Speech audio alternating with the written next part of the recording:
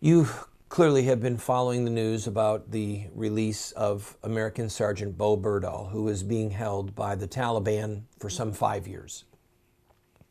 And clearly, this has become a political firestorm for President Obama because of the many issues that are surrounding him. And I want to focus on one, all right? Obviously, the parents of Mr. Bergdahl are thrilled that he's out, but the press is reporting that Sergeant Bergdahl refuses to talk with his own mom and dad.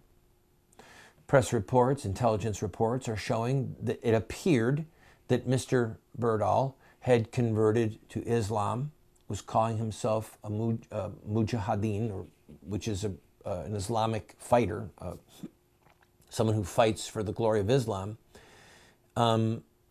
There are clear indications that he deserted. He was not captured. 8 American soldiers died trying to find this man. So there's a lot of things that are politically disastrous for Obama. We released 5 high-ranking terrorists who, when they got to their asylum, one of them immediately began telling people he fully intended to go back to Afghanistan and fight Americans, all right? So this just keeps getting worse as it goes. But the thing that I want to focus on with great sorrow is that we have just announced to the world that we will negotiate with terrorists and that we will swap hostages. Now, for those of you who don't recognize how dangerous this is, we have done spy swaps, all right, in the past. We have swapped spies secretly, covertly with the Russians, for example. When President Carter had the disaster of the hostages in Tehran at our American embassy, he would not bow to them in the sense of trading hostages. It was a great embarrassment.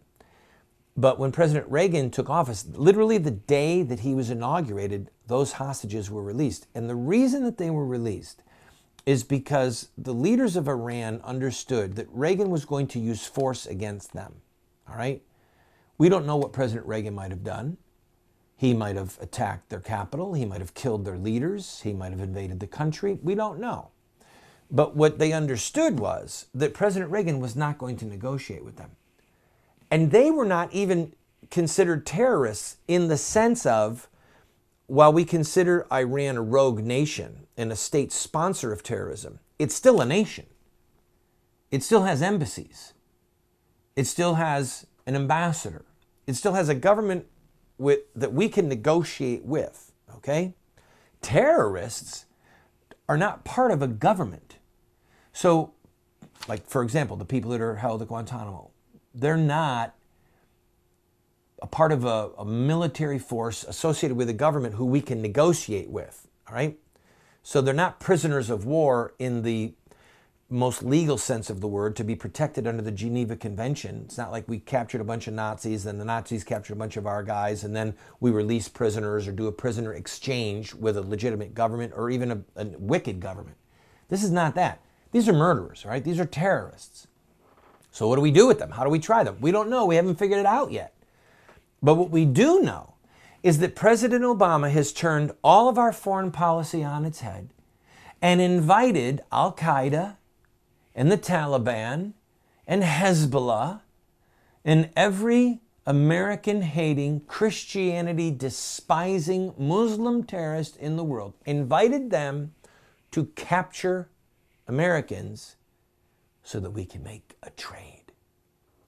Even as we speak right now, even as I talk to you, there are Muslim terrorists and perhaps other kinds of terrorists that are discussing, they're in the preliminary planning stages of where they can best capture Americans, and then turn to the U.S. government and say, we'd like 5 more of our men from Guantanamo Bay, please. And that means that we're in for some rough years ahead of us. For me, I think that this might be a time when we should at least discuss in calm, dispassionate tones Obama's impeachment, because he put Americans at risk all over the world by turning a literally decades-old policy of the U.S. to not negotiate with terrorists. He turned it on its head and said, come, kidnap us. What would you like in return? This is the voice of resistance.